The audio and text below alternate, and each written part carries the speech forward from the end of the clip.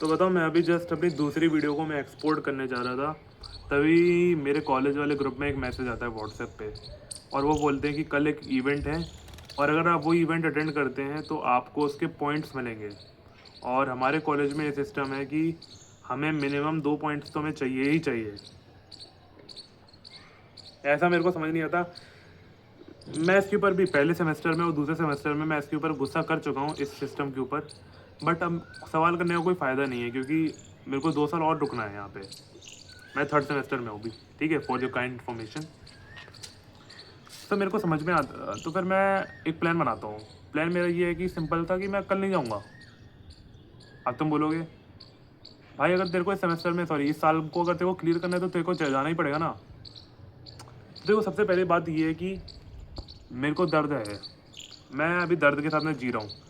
मेरे को tailbone pen है और बैक पेन है। अभी मैं जिस पे बैठा भी हूँ ना, कुशन का इस्तेमाल कर रहा हूँ मैं, और कुशन ये इतनी बड़ी है कि मैं वहाँ पे ले जा भी नहीं सकता हूँ, क्योंकि मेरे पास ना इसके लिए कोई वैसा प्रॉपर बैग है, और ना ही मैं इसको हाथ में ले जा सकता हूँ, क्योंकि भाई साहब बहुत दिक्कत हो जाएगी इसको। आपने हाथों में ले जाना, इसके साथ में घूमना, बड़ी ही अजीब दिक्कत है।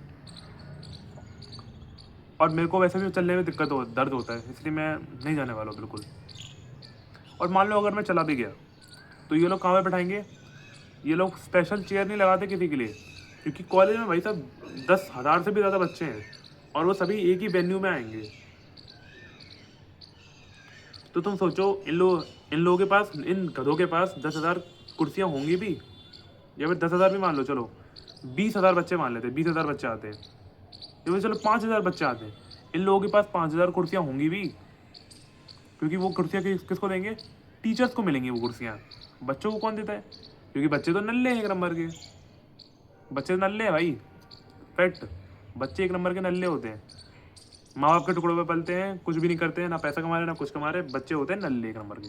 इसलिए वो उनको बैठाएंगे धरती पे, एक वो नहीं होती सीढ़ी टाइप की, अ, उतर हमारे वेन्यू में, वो वेन्यू कैसा है कि अगर तुम उतरते हो ना, तो एक स्टेप स्टेप वाइज तुम उतर सकते हो।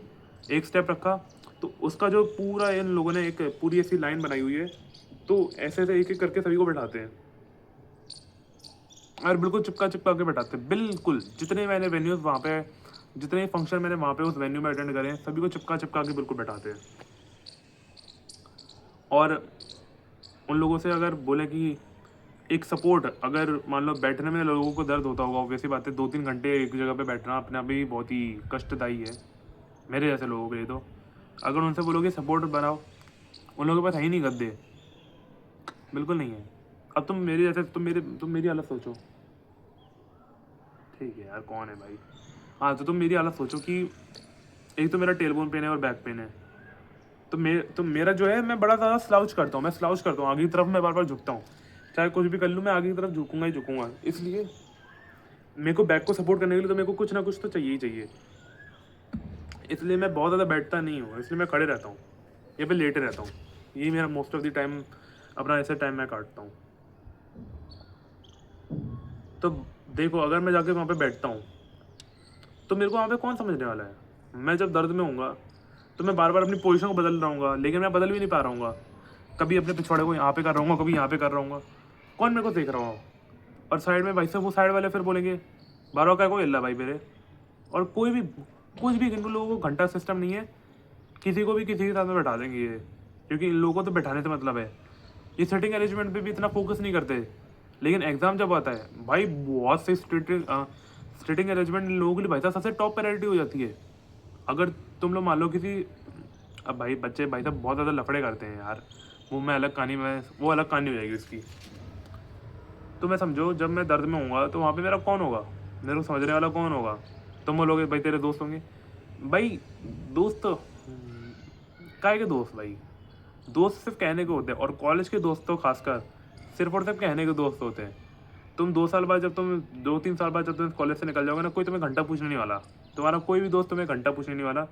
इसलिए अपनी पहले से ही अपने दिमाग में एक्सपेक्टेशन निकाल दो कि, किसी महान इंसान ने मेरे को बताया था, अभी मेरे को जस्ट रिसेंटली बताया था, कि कॉलेज के दोस्त जो हैं कभी साथ नहीं देते, कभी भी साथ नहीं देने वाले।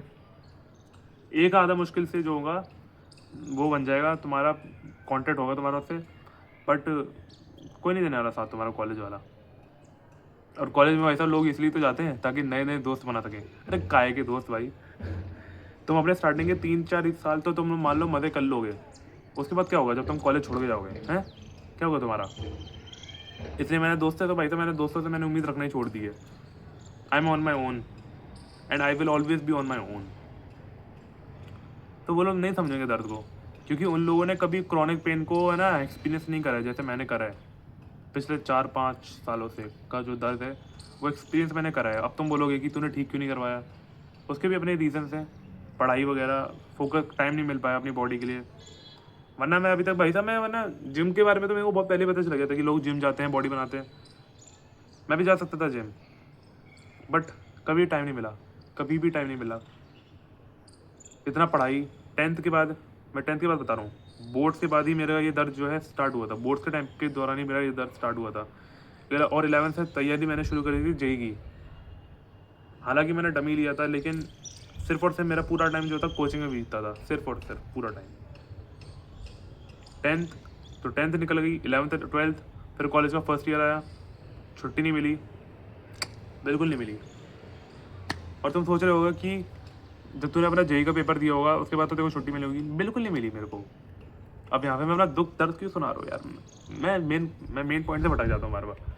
हाँ, तो मेरा मेन पॉइंट तो ये थी कि जैसे एक पतला इंसान पतले इंसान को समझ सकता है, जैसे एक मोटा इंसान मोटे को समझ सकता है, जैसे एक बॉडी बिल्डर दूसरे बॉडी बिल्डर को समझता है, जैसे एक जिम वाला बंदा दूसरे जिम वाले बंदे को समझता है, वैसे ही एक पेन वाला इंसान जो एक पेन में जी रहा है वो भी दूसरे पेन वाले इंसान को समझेगा। Fact, it is a fact. और वही लोग सिर्फ सांत्वना दिखाते हैं तुम्हारे लिए। जैसे इंट्रोवर्ट और इंट्रोवर्ट की आपस में बहुत पटती नहीं है और एक्सट्रोवर्ट की एक्सट्रोवर्ट के साथ में बहुत ज़्यादा पटती है, वैसे ही पेन वाले के साथ में पेन वाले की पटेगी। आई मीन पटेगी मतलब वैसे नहीं ही, मेरा मतलब ये है कि वो लोग समझेंगे कि क्या दर्द भाई, वो लोग भी उसी दर्द से गुजरे ना।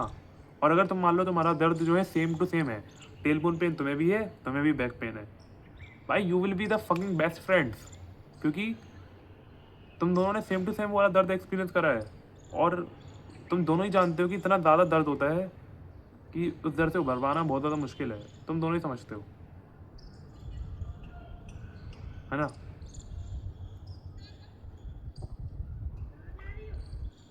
एक जैसे एक एक्स एस्पिरेंट, ठीक है, किसी भी एग्ज़ाम का मान लेते हैं, वैसे मैं यहाँ पे जेई एस्पिरेंट बोल रहा था, बट एक एक्स एस्पिरेंट जिसका कट ऑफ जस्ट क्लियर हुआ है, जब भी मान लो जिसमें कट ऑफ निकला ही नहीं, थोड़े से रह गया, और दूसरा एक एक्स एस्पिरेंट जिसका अभी कट ऑफ थोड़े से रह गया, वो दोनों एक दूसरे के साथ में बहुत ज़्यादा रिलेट कर पाएंगे।